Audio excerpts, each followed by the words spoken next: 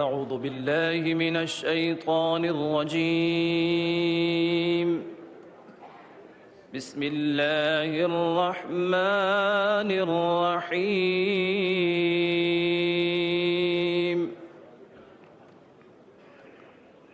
شهر رمضان الذي أنزل فيه القرآن هدى للناس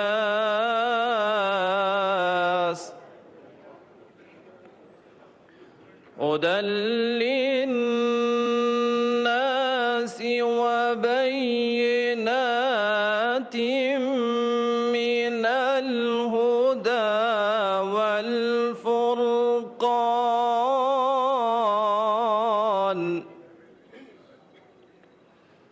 فمن شهد منكم الشهر فليصمه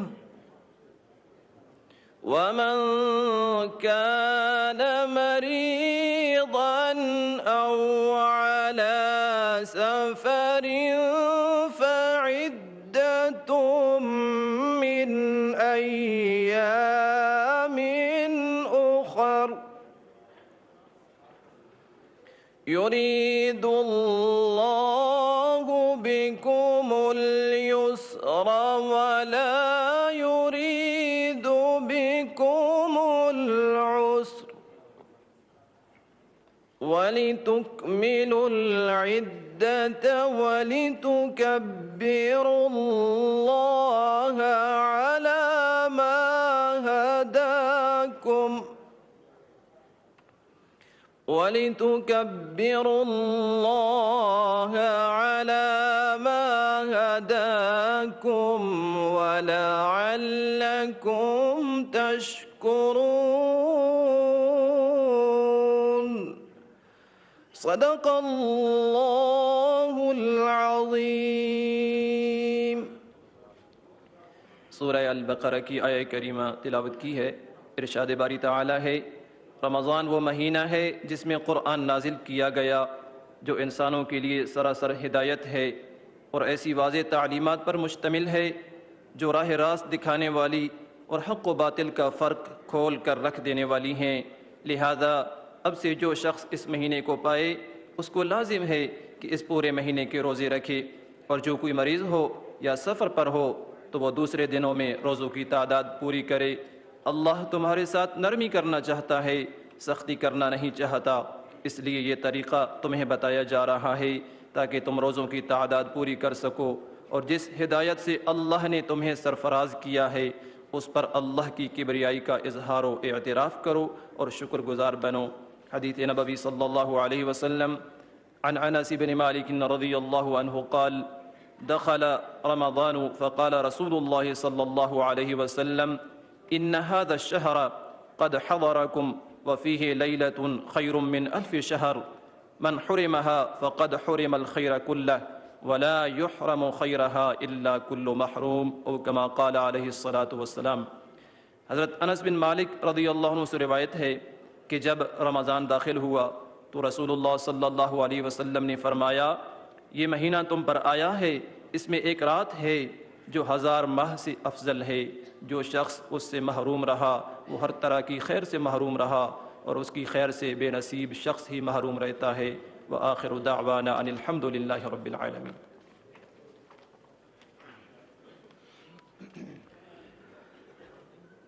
میرا پیمبر عظیم تر ہے، کمال خلاق ذات اس کی، جمال ہستی حیات اس کی، بشر نہیں عظمت بشر ہے، میرا پیمبر عظیم تر ہے۔ وہ شرح احکام حق تعالی وہ خود ہی قانون خود حوالہ،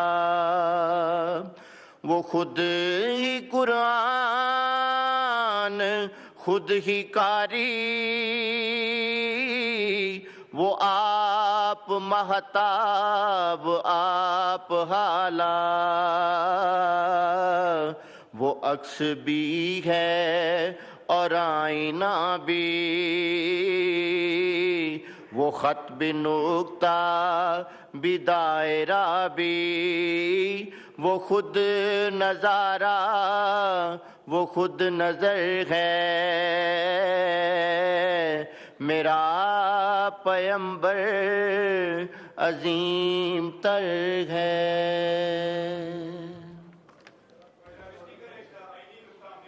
اعوذ باللہ من الشیطان الرجیم، بسم اللہ الرحمن الرحیم۔ اسلامی جمہوریہ ایران کے سپریم لیڈر حضرت کائنڈلی تشریف رکھیں، اس میں پوائنٹ آف آرڈر کوئی نہیں ہوتا۔ اسلامی جمہوریہ ایران کے سپریم لیڈر حضرت آیت اللہ خامنائی جو کل اسرائیلی حملے میں شہید ہو گئے، اور برادر اسلامی ممالک سے دیگر شہداء جن کی حالیہ حملوں میں شہادتیں ہوئیں، اسی طرح ہمارے ملک میں فتنہ الخوارج کی دہشت گردی کے خلاف جنگ میں جام شہادت نوش کرنے والے ہمارے مسلح افواج کے شہداء کے لیے فاتحہ خوانی کے لیے میں میاں نعمان صاحب آپ کو گزارش کروں گا۔ حافظ نعمان صاحب۔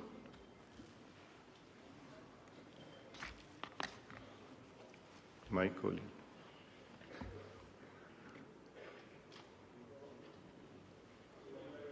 والصلاة والسلام على سيد الأنبياء والمرسلين اللهم اغفر لحينا وميتنا وشاهدنا وغائبنا وصغيرنا وكبيرنا وذكرنا وأنثانا، اللهم من أحييته منا فأحيه على الإسلام، ومن توفيته منا فتوفه على الإيمان، اللهم اغفر لهم وارحمهم ولا تعذبهم وأسكنهم في الجنة، اللهم اجعل قبورهم روضة من رياض الجنة، اللهم اجعل قبورهم روضة من رياض الجنة، اللهم اغفر للمؤمنين والمؤمنات والمسلمين والمسلمات الأحياء منهم والأموات إنك سميع قريب مجيب الدعوات، وصلى الله تعالى على خير خلقه محمد وعلى آله وأصحابه أجمعين برحمتك يا أرحم الراحمين۔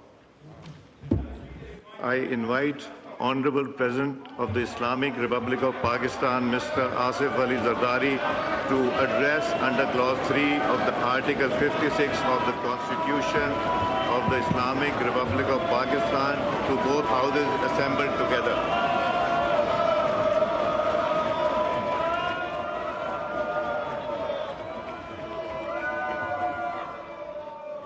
Bismillah ar-Rahman ar-Rahim. Chairman Senate Sayyid Yusuf Raza Gilani, Speaker of the National Assembly Sardar Ayaz Sadiq, Prime Minister Muhammad Shahbaz Sharif, Honorable Members of the Parliament, distinguished guests, ladies and gentlemen, Assalamu alaikum. It is my singular privilege as your twice elected President to address the August House for the 9th time at the beginning of a new parliamentary year.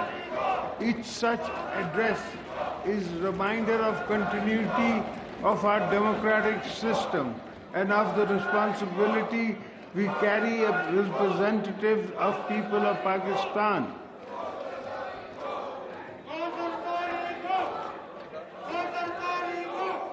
Nations are tested only in times of crisis, but a key crossroad. The past year has reminded us that the strength of our republic lies in its constitution, in the resilience of our people, the responsibilities of parliament and government, and courage of our armed forces. As we begin a new parliamentary year, we must build upon the resilience, safeguarding sovereignty, strengthening constitutional governance, and advancing economic transformation so that the stability of because growth and generate prosperity, progress, peace for every citizen. As we gather here today, we stand on the foundation laid by those who shaped our national journey. Quaid-e-Azam Muhammad Ali Jinnah envisioned a democratic state rooted in the constitutionalism and rule of law. Shaheed Zulfikar Ali Bhutto gave this nation in its unanimous constitution. Shaheed Mohtarma Benazir Bhutto strengthened democracy process through sacrifices and exemplary leadership. My own belief in the parliamentary authority does not lie in words alone, but in action that builds our legacy. The last time I was president, I unilaterally returned the powers given to the presidency back to the House of Parliament as envisioned in the 1973 Constitution. Through historic 18th Amendment, today the presidency stands as symbol of unity, of federation, a bridge between federating units and a guardian of constitutional laws, and binds us all.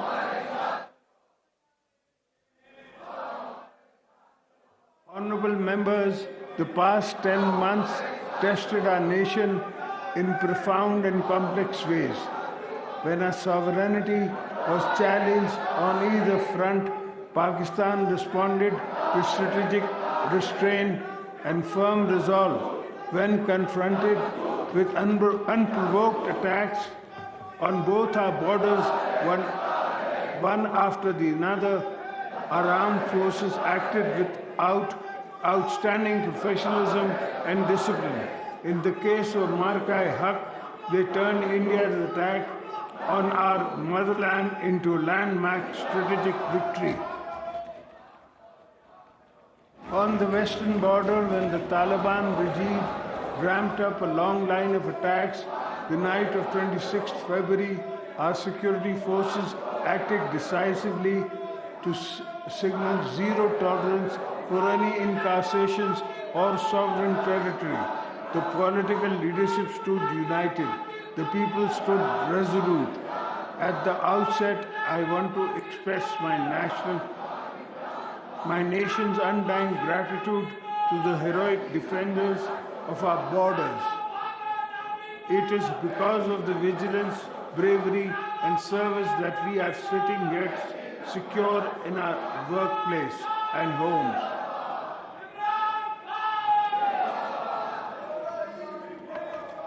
In both successive military encounters, whether short or long, the sacrifices of our army, our forces, navy, rangers, frontier corps, police services, and intelligence agencies will never be reduced to numbers. We only see their action on the media with pride. We don't really see the blood and sweat and tears that go into their training and hardship and service. Each operation reflects planning, discipline, and restraint. Each martyr represents a family that's upon ultimate service for Pakistan's stability. When I visit the families, I feel the same pain that I felt when I lost my wife, Shaheed Mohtarma Benazir Bhutto, who was martyred by terrorists in the prime of her life. I therefore remind you all that as state we must continue to support their families with dignity and honor. 2025 marked a turning point for Pakistan, defined by the resounding military victories in Marka-e-Haq, which decisively repelled external aggression and shattered the myth of regional conventional superiority.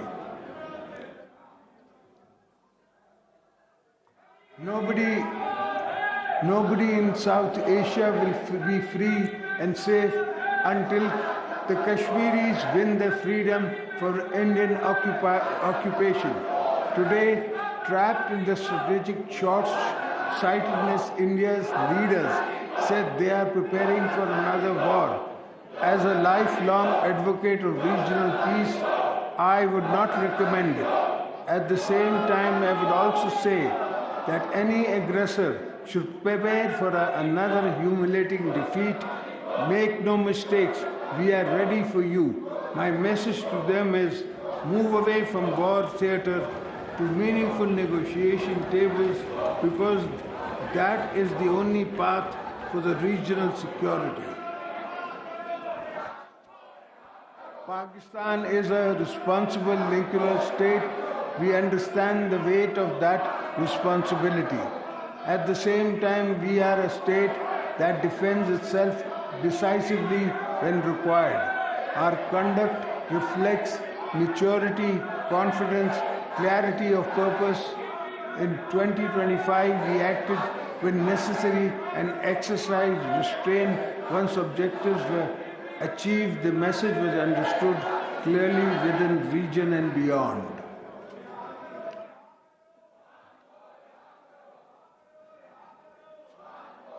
In 2026, last week, in fact, when India began to amplify the proxy operations via Afghanistan, the Taliban regime saw with shock and awe what Pakistan can do if pushed past the red line. Until that week, we had tried every possible form of diplomacy to prevent an outbreak of military response to terrorist incursions from Afghanistan, for as war, as always, the last option to state accepts a strike attack on its soil. Article 51 of the UN Charter gives us the right to defend our sovereignty. We let both India and Afghanistan see a fraction of our capabilities. Over the last 3 years, our armed forces and law enforcement agencies have undertaken determined intelligence-based operations against Indian-sponsored foreign terrorists. This is not a counter-terrorism campaign. The military is fighting alone. The entire nation stands united with its armed forces against cross-border terrorism. Our actions spelled out the limits of our tolerance for attacks from Afghanistan, particularly Indian-sponsored TTP and BLA and affiliates. Let me be clear, the soil of Pakistan is sacred. We will not allow any entity to domestic or foreign to use neighboring territory to destabilize our peace. The recent report from the United Nations Security Council monitoring team has described presence of terrorist groups in Afghanistan as an extra-regional threat. This report warns that any other country could fall victim to another catastrophic attack if the issues are ignored. However, it is a sad fact that despite multiple diplomatic engagements by Pakistan and our friendly brother countries, the Afghan de facto regime continues to provide safe sanctuaries to a variety of terrorist groups, including Al-Qaeda, BLA, and TTP. All promises they made in Doha not to allow these terror groups to operate from Afghan soils have been conveniently forgotten. They must choose to dismantle the terror groups that survive on conflict and its war economy. None of this will feed Afghanistan's children or create opportunities for national cohesion. In our end, we have never treated the Afghan people as anything but kith and kin. We have never walked away from dialogue. The Afghan people need a break from endless wars. Don't take away the choice of the future of prosperity connected to peace. I would urge them to stop being used by other countries as a battlefield for their ambitions.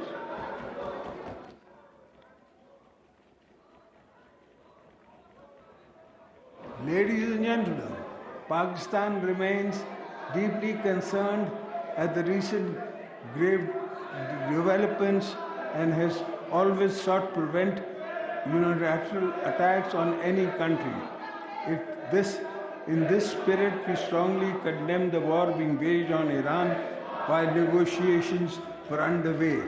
We have reaffirmed our support for sovereignty and territorial integrity of our brotherly nation.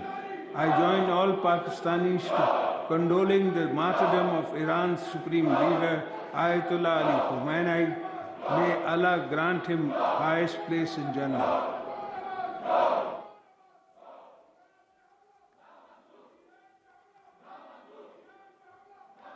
To this end,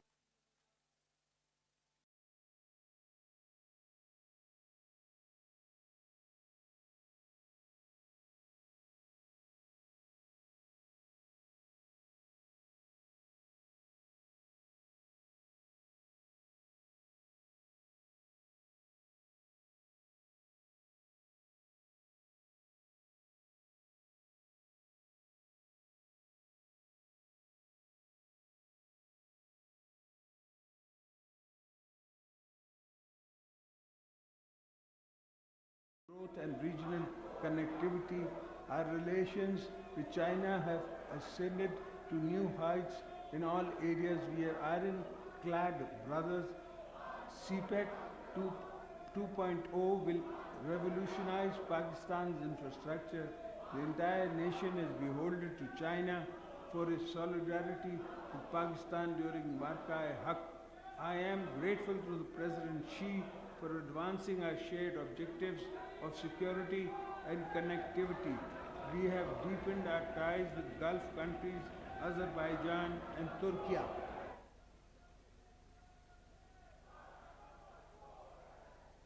The Pakistan-Saudi Strategic Mutual Defense Agreement is a new milestone in the region. Ladies and gentlemen, while our efforts today are focused on ending the sufferings of the Palestinian people and ending the destruction of Gaza, our principal stance remains unchanged. We will continue to support the creation of independent and undivided state of Palestine, with borders as before 1967, and Al-Qudus al-Sharif as their capital.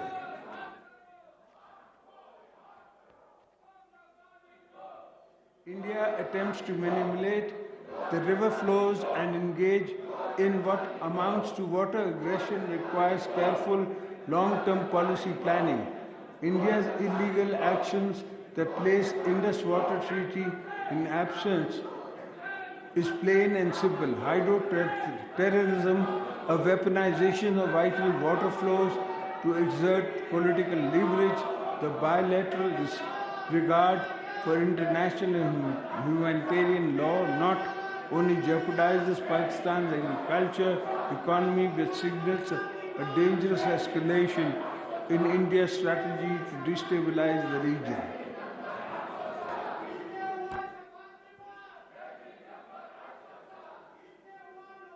Rivers symbolize life. International law does not permit the unilateral blockage of water. This is not merely a bilateral issue. The stability of the region also depends on a web of trans-boundary water sharing practice. If one treaty is flouted, many others across the board may also suffer the same fate. We will defend our waters rights with unity, resolve, and strength and legal clarity.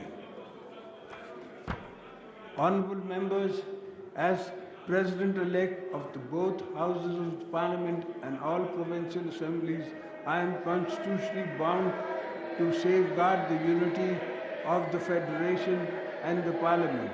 Provincial autonomy under the Constitution has strengthened participatory governance.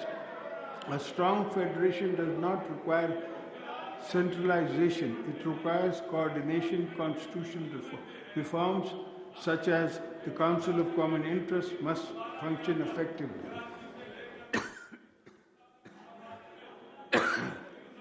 Issues relating to our natural resources, facial distribution, energy coordination, and water management must be resolved through consultative. A functioning and harmonious federation also requires an efficient, equitable distribution of resources. I look forward to a just and equitable National Finance Commission award in the coming year. Balochistan has historically deprivation. It deserves special attention. While we continue to dismantle insurgencies fueled by foreign proxies, we are equally focused on addressing genuine social and economic grievances of Balochistan people. Our strategy is Hearts and Minds campaign, ensuring that dividends of our mineral wealth and blue economy reaches the local population first. The people of Balochistan are and must remain full partners in Pakistan's progress.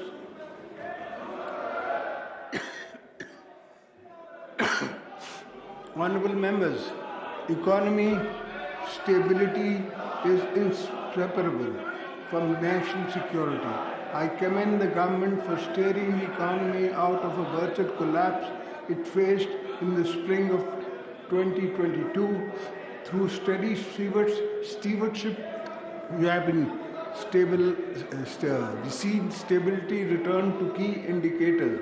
But this is the first step on our journey to a sustained people-centered growth.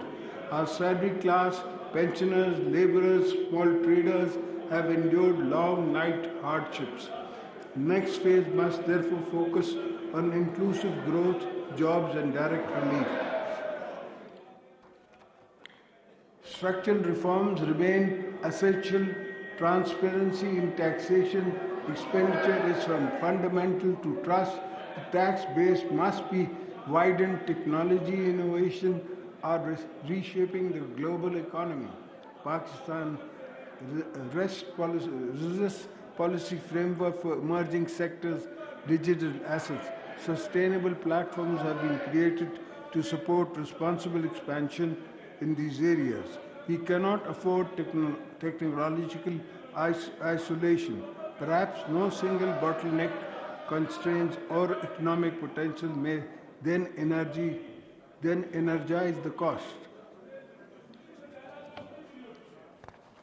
At a time when the world is moving towards clean energy, Pakistan cannot afford to lag behind.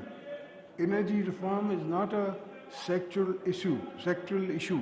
It is a precondition for industrial revival. Agriculture anchors food security and rural livelihood. Climate resilience, agriculture, water management, and coordinated policies are strategic imperative. Climate justice remains a principle we will continue to advocate internationally, but it must be visible at home too. Poverty cannot define the experience of our population. While we plan on going forward, our special protection framework, BISP, should grow to empower those of the bottom of the social pyramid. We must continue to dismantle barriers of women progress, ensuring the daughters of Pakistan have the safety, digital access, and financial independence to lead our nation into the future. Honorable members, security, economy, constitutional governance, and our interconnected pillars. Weakness is one undermines the other. Strength in one reinforces all. Pakistan has emerged from a period of acute pressure with restored credibility and renewed confidence. The responsibility now lies with us, legislators and policy extractions, to ensure the gains and consolidation as we begin this new parliamentary year. Our priorities must remain clear: protect sovereignty, eliminate terrorism, build on economic stability towards growth and job creation, strengthen federal harmony, and deepen democratic governance. Let us preserve the unity displayed in the moment of trial. Let us institutionalize reforms. Let us ensure microeconomic gains translate into household relief. Let us safeguard our borders while creating opportunities within. May Allah Almighty guide us in fulfilling the trust placed on us. Pakistan Zindabad, Parliament Paindabad.